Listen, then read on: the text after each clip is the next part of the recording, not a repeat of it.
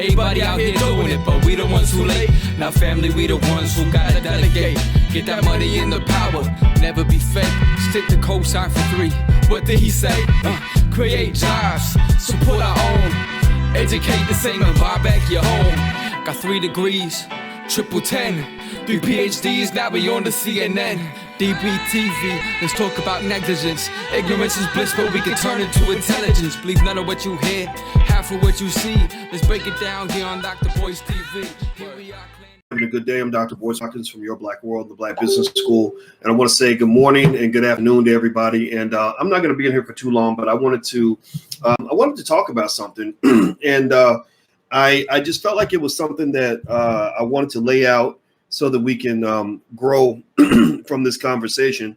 And it has to do with rappers. You know, we love our rappers. Black people, we will defend anything that comes out of a rapper's mouth. And I think I want to get you to kind of reconsider that strategy, not to the extent that I think that you should look at rappers as the cause of all the problems in the Black community. But I think that we should all, sort of understand that in order to make things better, in order to fix the team, we got to look at all the players on the team and make sure every player is playing their position and playing it well. I'll say that, for example, if you run a business and your business is losing money, then you go through every line item of the business. You look at everything on the budget and you say, okay, is everything on the budget really worth investing in? Is everything in the budget really worth spending money on? Is every team member really contributing at a level that's going to help us get better? Where's the dead weight? And so I think that as a Black community, one of the problems that you do have is that you have some dead weight in your community. In your strategy, you have some dead weight in your strategy. In fact, give me a yes or a no. Give me a yes if you agree with this statement. Give me a no if you disagree. Give me a yes if you agree. Give me a no if you disagree. I believe that the Black community is not winning economically. The Black community is not winning economically. Give me a yes if you agree. Give me a no if you disagree. I think the Black community as a collective is struggling when it comes to Blackonomics, when it comes to our ability to own assets, when it comes to our ability to generate the revenue we need, when it comes to our ability to generate financial security, when it comes to our ability to feed our children. We're losing. I believe that we are losing when it comes to our ability to take care of our descendants and leave assets to our children. Give me a yes if you agree with that statement. Okay. So statement number 2. Give me a yes or no if you agree with this statement. I believe that Black people are not winning educationally. I believe that educationally we are getting our asses kicked. I think educationally Black people are way behind. I believe that educationally it's a damn goddamn motherfucking shame that we got kids coming out of high school that can't even read. Seriously, I think it's ridiculous that we got kids coming out of school that can memorize every damn Cardi B lyric that there is, but can't spell their mama's name, can't hardly, get when they work at McDonald's and they need to put pictures of the food on the cash register so that they can calculate how much change the customer is supposed to get, because they don't know how to do 128 minus 10 equals 118. They need a picture of a cheeseburger and a picture of an order of fries, and they say cheeseburger minus fries equals $2.14. I think that's a goddamn shame. I'm sorry. Forgive me. I'm gonna cuss a little bit today because when I talk about these issues, I get really upset. And I also believe that as a community, we need to reassess ourselves. We need to look at every single thing. If you have a basketball team and the basketball team is getting its ass kicked every night, if every time you play a game, you're losing by 35 points, then you need to look at every player on the team. Your offense ain't the right offense. Your defense probably ain't the right defense. If you're losing every game by 30 points, you need to assess your point guards to make sure they're bringing the ball up the court properly.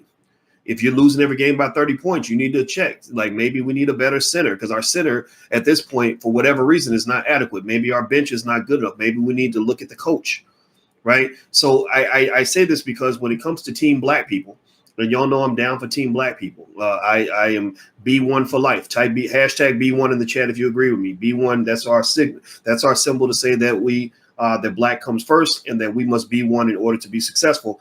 I'm B1 for life.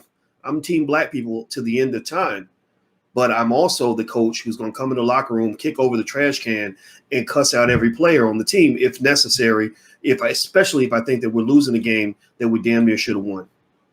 Now, why do I bring all this up? Why do I bring this up? Well, because today I'm not interested in being the polite Boyce Watkins. I'm not interested in being the guy who's trying to be friends with people. I'm not trying to be your friend today. I'm trying to be somebody who loves you enough to cuss you out if necessary because of some of the literally giving rappers a blank check and a blank pass in their mouth because they're famous and rich because some white person gave them money. You need to stop that. You need to stop that right now as a community. You need to start holding your artists accountable. We need to stop having debates about whether or not it's okay for a rapper to brag about murdering other black people. There's no fucking conversation at that point. There's no debate. We need to stop debating over whether or not it makes sense for rappers to mass promote drug addiction in our community when we got plenty of drug addicts. We went through the crack era. We saw what crack and heroin and all these other drugs did to our community. Why would you think it's okay for any artist to mass market and mass promote to your children? Your children are your future. Your children are your gold. Your children are your commodity. Your children are the thing that's going to propel you to the next generation. Your children are your lifeline to the future. Why would you allow somebody to taint and to poison and to give psychological coronavirus to the most precious individuals in your community? Why would you allow that to occur and think that's okay and then wonder why your people are losing? It doesn't make any damn sense. So we got to really stop for a second and say, what are we doing as a community that makes sense? And what are we doing as a community that don't make no damn sense? They can't be logically justified. It can only be emotionally justified because we as black people, unfortunately, will fight to the fucking death. We won't fight for our freedom to the death. We won't fight for our economic strength to the death. We won't fight to educate our kids to the death, but we will fight and defend coonery until we got the last nigga standing. Seriously, like we will fight and defend bullshit to the ends of the earth. We will literally like, well, what you talking about? Why are you talking bad about 2 Chainz, dog? That ain't right. That ain't right. 2 Chainz, seriously. And I bring up 2 Chainz not because I dislike this guy. I don't even know 2 Chainz. I know rappers in Atlanta that I love. I consider them friends. Hopefully we'll still be friends after this is over. Specifically Killer Mike. It has been a friend a long time. David Banner has been a friend a long time. Love those guys, respect those guys to the ends of the earth. I've defended them on multiple occasions on this platform.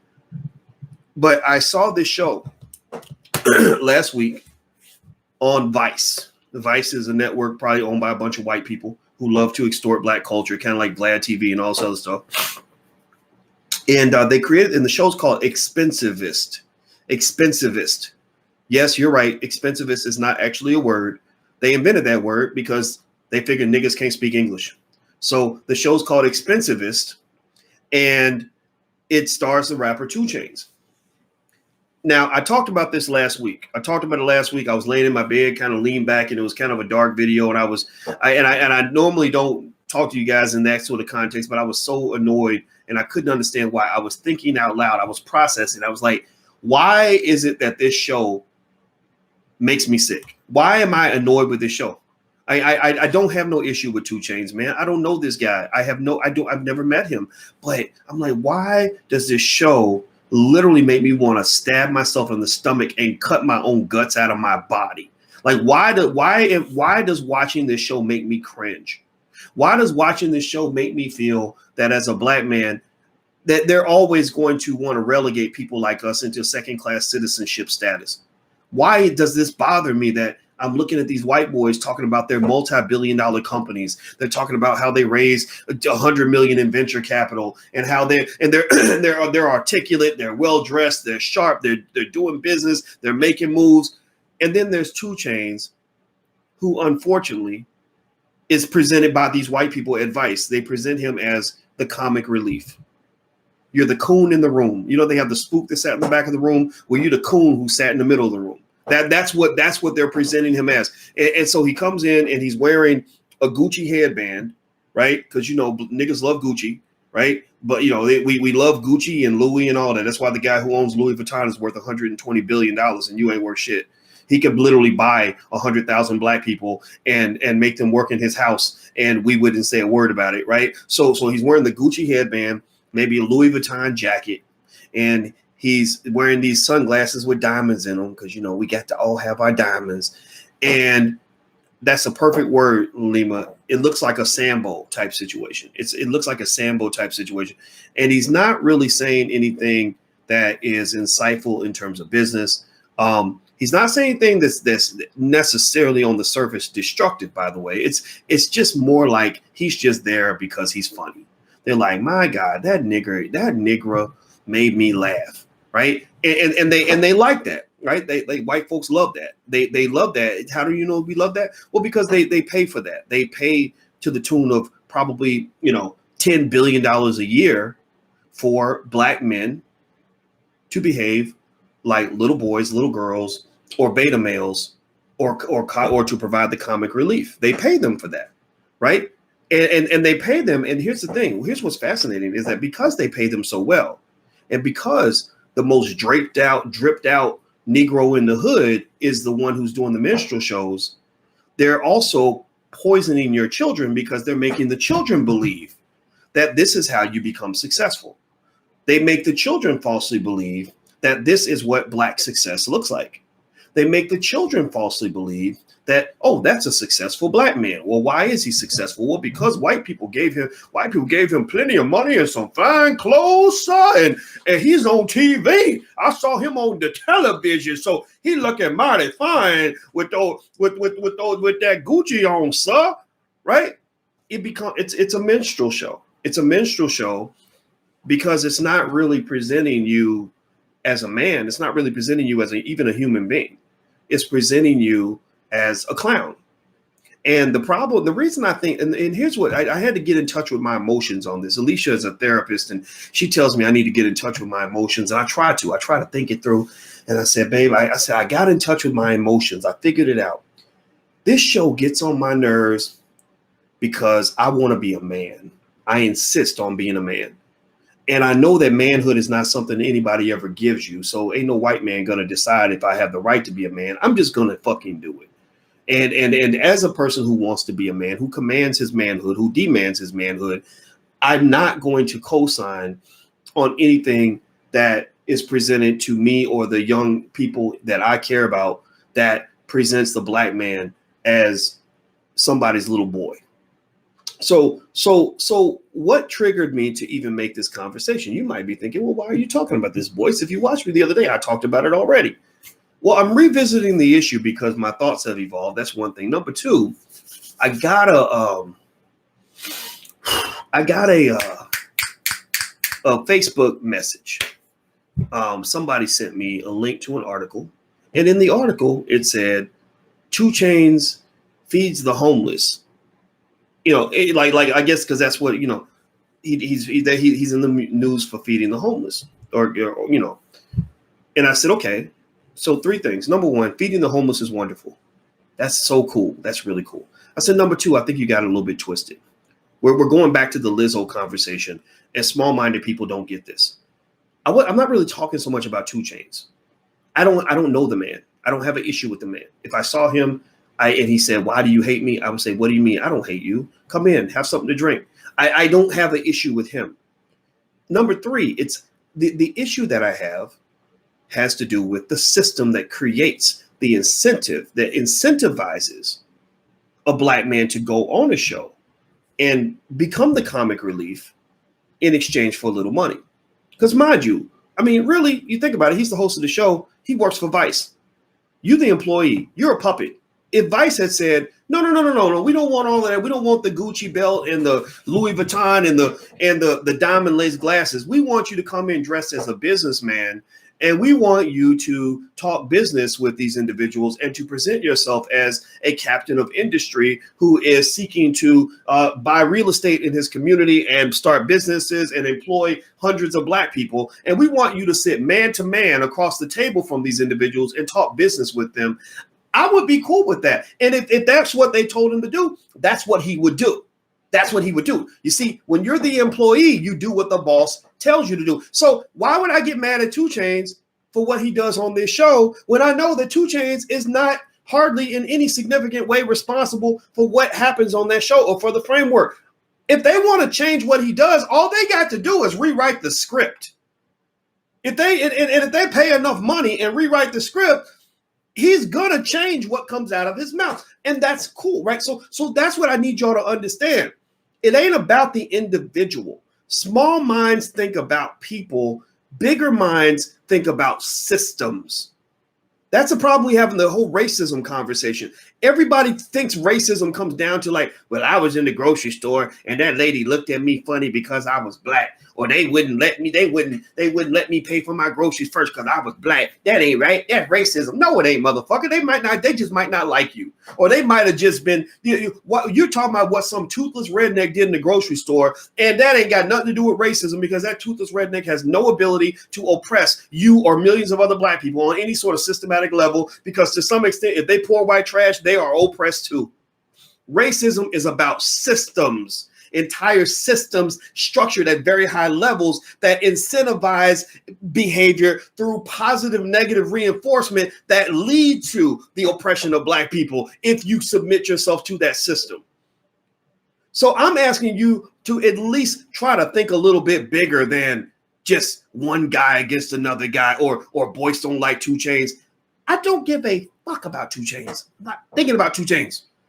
I'm talking about the show, I'm talking about the structure, I'm talking about society. Here's another point that I made to the brother. I said, okay, I see what you're saying. You're a little mad at me because you feel that I dissed 2 Chainz the other day in my video. I did not mean to say that. I don't know if it got back to him, and I know a lot of people in Atlanta. I don't want to get it misconstrued. Again, I don't have the ability to like or dislike 2 Chainz because I don't know the guy. I said, but here's the thing. So you're telling me that my critique of the show was unwarranted because of what? Because he gave food to the homeless. I said, okay, do you know how many thousands of drug dealers have sold millions of dollars worth of crack and heroin in their hood, and then were able to make it all go away because they gave away a few turkeys at Christmas? I mean, seriously, like if I got your mama hooked on crack, but I got you some toys for the holidays, son.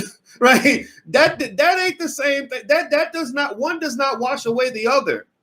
If I'm doing systematic destruction at level 12 and then I do charity at level 1 does not wash out the other. 1 minus 12 is still negative 11. That's not the same. They're not the same.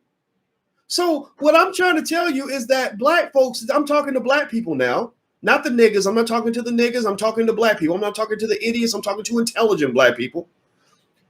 You need to raise your standards when it comes to your celebrities. You need to raise your damn standards because in your effort to defend any bullshit that comes out of a rapper's mouth, in order to defend any behavior that anybody exhibits, in order to defend anything, any stupid coonery that you see, you will point to the tiniest little piece of charity and say, well, at least he gave turkeys at Christmas. Yeah, but you just mass marketed like OxyContin to 10 million 10-year-old black boys. Like, that's not the same thing. Not that 2 Chainz did that. I haven't listened to his music enough to know what his position is on popping mollies and all that. But the rapper Future literally had a song called Molly Percocet. The chorus was Molly Percocet. I said, this man has mass marketed drug addiction to millions of black children. You can't make up for that by giving away, 20 spaghetti dinners during the coronavirus epidemic. Those two are not the same thing. So black people have to raise our standards and stop thinking that because a celebrity did something good, that makes up for all the other things that they've done. I'm not talking about 2 Chainz right now. I'm talking about the general standard. Part of the reason that your team is losing is because you have low standards. When Michael Jordan played for the Bulls and the Bulls were not winning championships, it was because they had low standards. They had low standards for offense, low standards for defense. Michael had low standards for himself as a team player. And as a result, they never made the cut because their standards were not high enough. And Michael said it himself in the documentary. He said, once we got past the Pistons, because I raised my standard on how I was going to play as a player, I began to think like a winner. And that's when we started winning championships. Once I raised my standard, I began to think like a winner, and that's when I started winning instead of losing. So black people, you got to raise your standard and start thinking like a winner if you're going to win. And one thing that winners don't do is winners don't tolerate a whole lot of bullshit.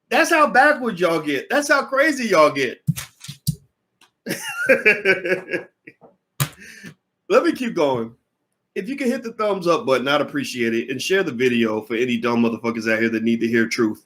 And somebody was asking, do I take questions today? I'm not taking any questions today. I do something called Dr. Boyce Expose, where I let you ask any question about any topic and I answer the question. That day, that ain't gonna be today. Today, I'm not answering questions. Today, I got something to say. So here's the deal. Let me give you another example where the whole, he gave away spaghetti dinners, logic doesn't apply. Corporations do this all the time. A corporation will sell something like oxycodone, right? And they'll make $1 billion selling OxyContin and kill, 100,000 people. And then they'll do a big commercial. They'll give away maybe $500,000 and then spend $5 million advertising the fact that they gave away $500,000. They do that because they want to receive goodwill, and they're hoping that you're going to wash away all their sins because they did a little bit of charity. So that's the same reason why the drug dealer would give away turkey dinners at Christmas time. It's not because they cared that much, because if they really cared, they wouldn't be slinging dope. If you really cared, you wouldn't be trying to get people's grandma hooked on crack, right? They did it because they want to maintain goodwill with the community. They're like, look, if I give you a little something, I break you off $1 for every $100 I steal, then hopefully you'll look past that because you're not seeing the big picture. You're playing checkers and I'm playing chess, right? So ultimately, what I really think for Black people is that you really have to kind of get past this whole idea that if you can point out a little bit of charity that some rapper did after he's spent his entire career destroying the Black community, that one does not balance the other. It's very nice, good for you, but I prefer that you didn't do all the things that you did to get us to this point. Hey, what's going on, Jade Arendelle? I see you in the system.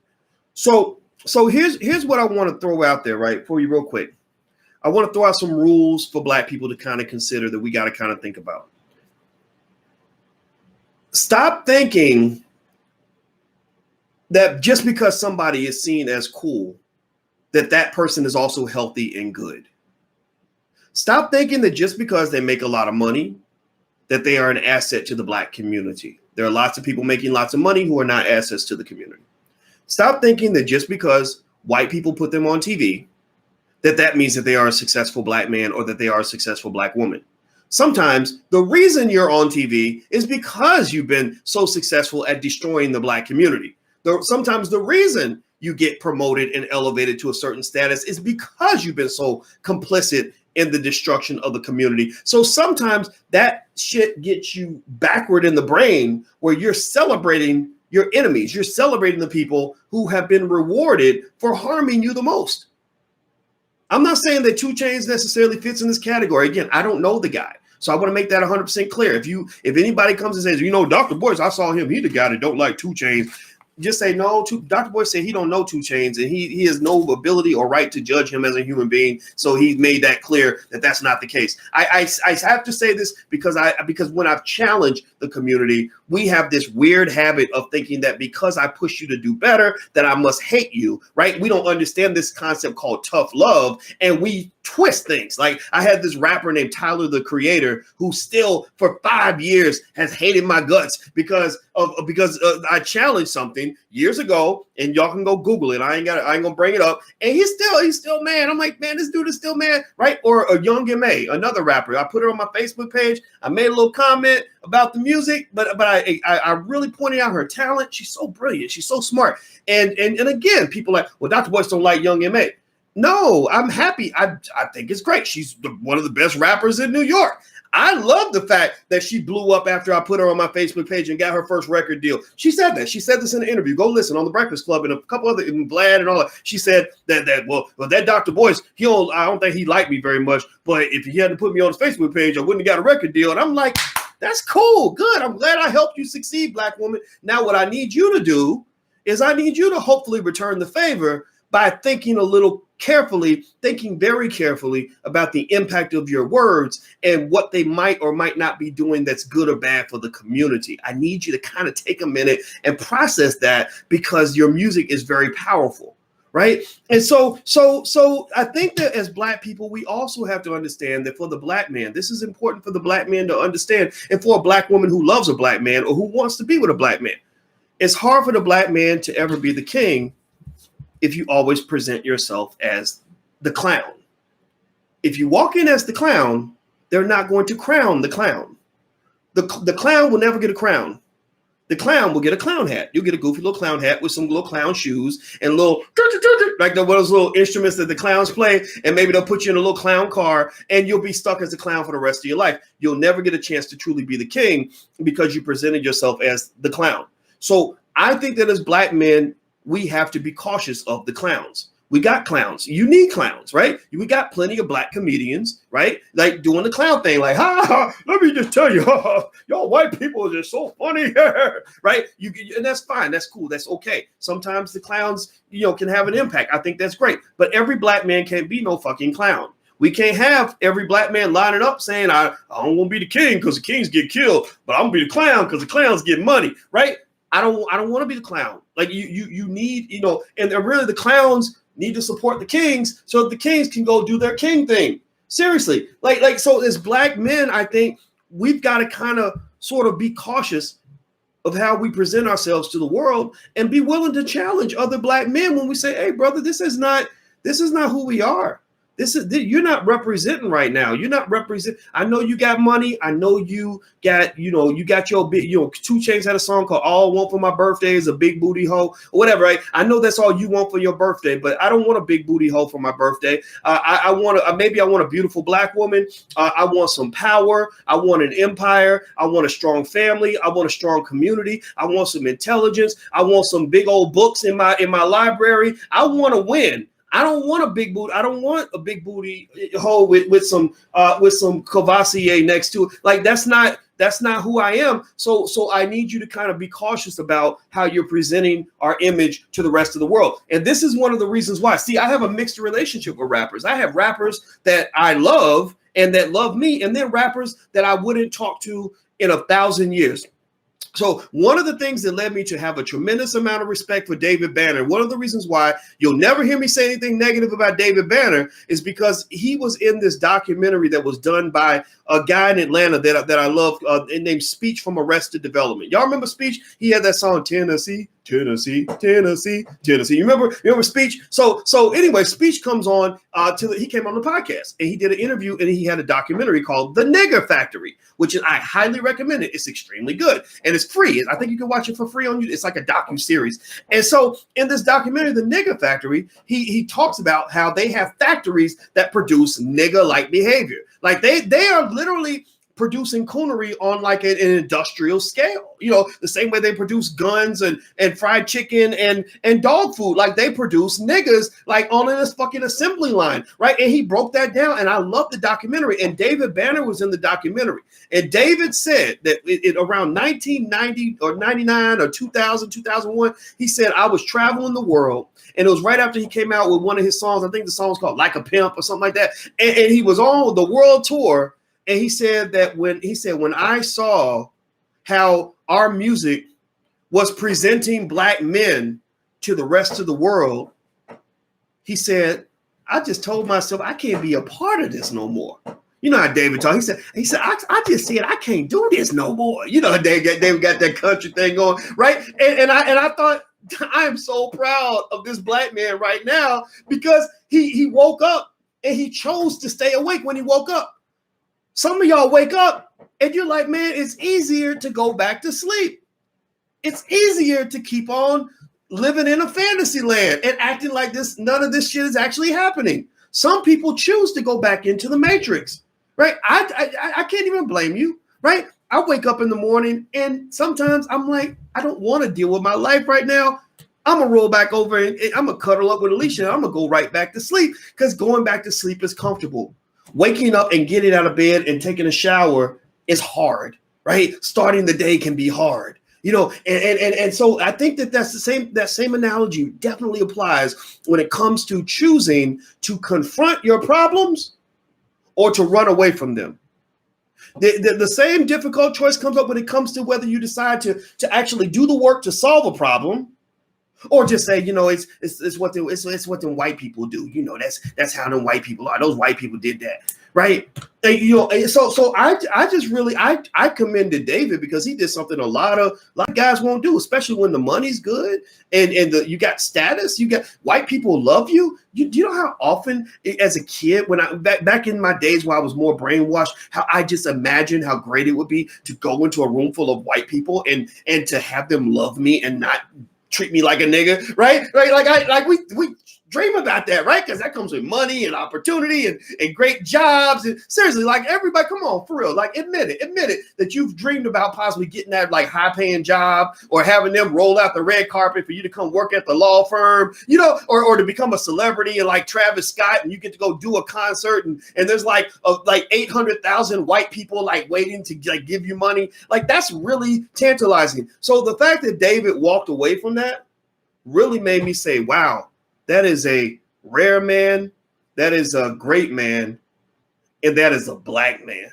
Like that's the black man I want to see. That's the black man I want to go to battle with. I don't want to go to battle with somebody who wants to go back to sleep, because at some point, some of us in our community are going to have to wake up, and we're going to have to nudge other people to awake and be the alarm clock and wake them up like I do with the kids. You got your kids in the house, and I don't know about if your kids are like mine, but our kids don't want to wake up. I have to be the asshole that keeps going by saying, time to get up, time to get up. We had a problem. They were sleeping till like 3, 4 in the afternoon. And we were like, okay, this is some bullshit. Like, y'all can't be doing this. Y'all acting like a bunch of crackheads right now. This ain't cool. So Alicia and I challenged ourselves to create structure in the household. And we said the new rule, everybody gets up at 10 a.m. no matter what. So I'm the asshole that runs through the house saying, wake up, time for you to get up. Wait, I don't hear you. Wait, right? So I think that in our community, we need some alarm clocks. We need people that are not afraid to say, maybe this isn't the healthiest way for us to express ourselves as black people. I think we can do it in love.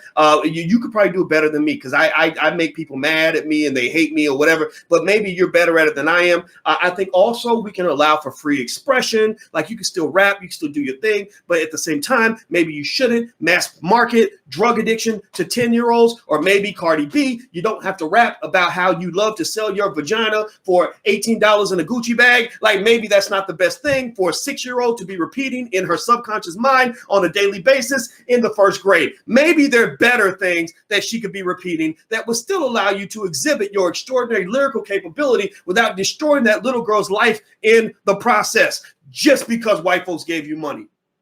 Seriously, like stop using this whole like, well, they get money, dog. Stop using that as the excuse for anything. You can't do that.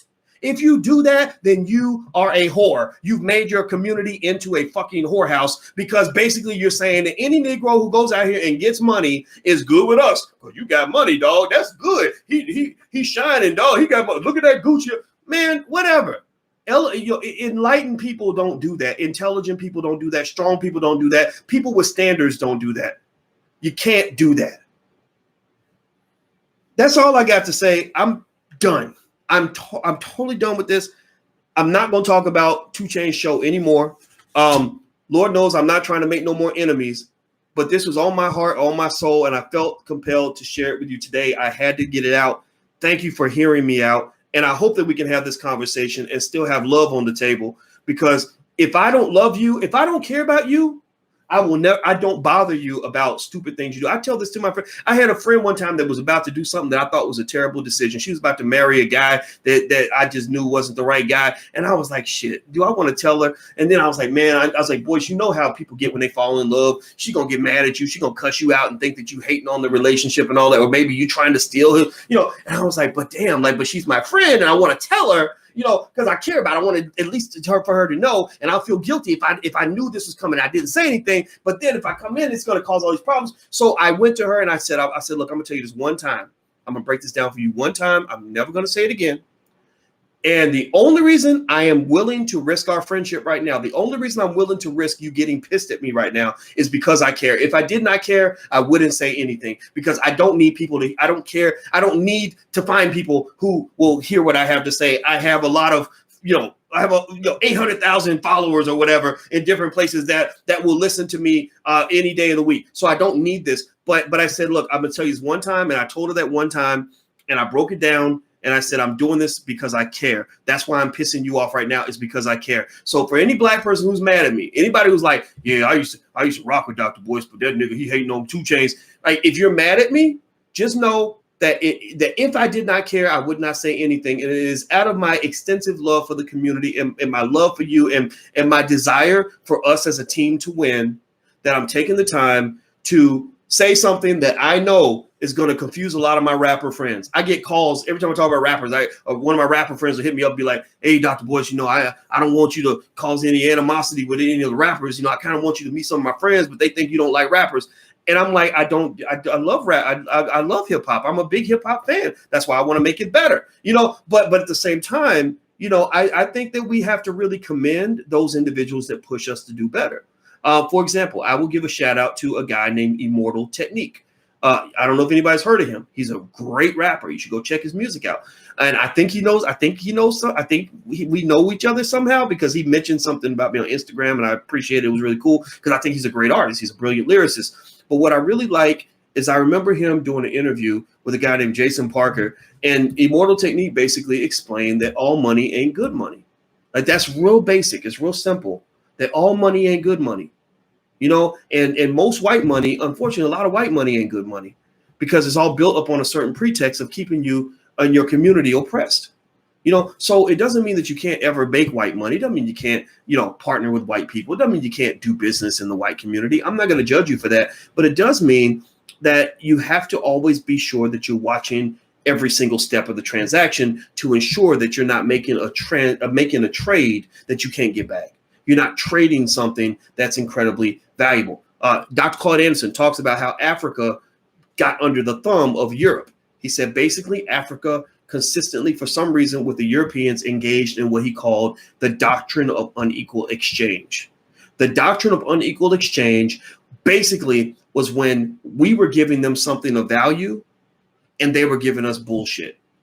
How do you have the richest continent on earth and with more resources than any continent anywhere, right? Where you got gold flowing up on the shores in places like Ghana, and you got the diamond mines in South Africa, and you got all every natural resource known to man. How can you be the richest continent on earth and end up extremely poor? I'm not blaming anybody for it, but I'm just sitting there. I'm really looking at it like, okay, what happened here? How did this? I need to know how this story went down. And Dr. Claude Anderson in Powernomics and Black Labor, White Wealth, he goes back 500 years and talks about the doctrine of unequal exchange, where trades were being made that were not beneficial to the Africans. And now Africa, as a result, is incredibly poor. That also includes the fact that the Europeans came over with guns and all kinds of ratchet behavior that we'll talk about later. But the point of the matter is to say that, the Black community in America is one of the richest communities on the planet. You have so many natural resources, a couple of which are your culture and your athletes. Your culture and your athletes are multi-trillion-dollar commodities. That's what they are. And because we're making one bad deal after another, making these one-off deals with one highly paid Negro, and then the rest of the community stays poor, we're making these really bad deals. We're engaging in the same doctrine of unequal exchange that led to Africa becoming the poorest continent on earth. So what I'm just trying to say is, Black people, you need to demand a better deal. You need to demand a better deal.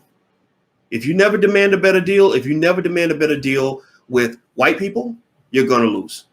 If you never demand a better deal with your so-called leaders and public figures and your artists, you're going to lose. If you don't demand a better deal with yourself, you're going to lose. And even worse, the biggest losers are going to be your children, because you'll have nothing to leave them. I'm done talking. That's all I got to say. Thank you guys for listening. It was awesome. And I hope you guys have a wonderful day. And one thing I'll throw out there for you is, if you want to learn how to buy shares of stock, there's a free training at firstshareofstock.com. That's firstshareofstock.com.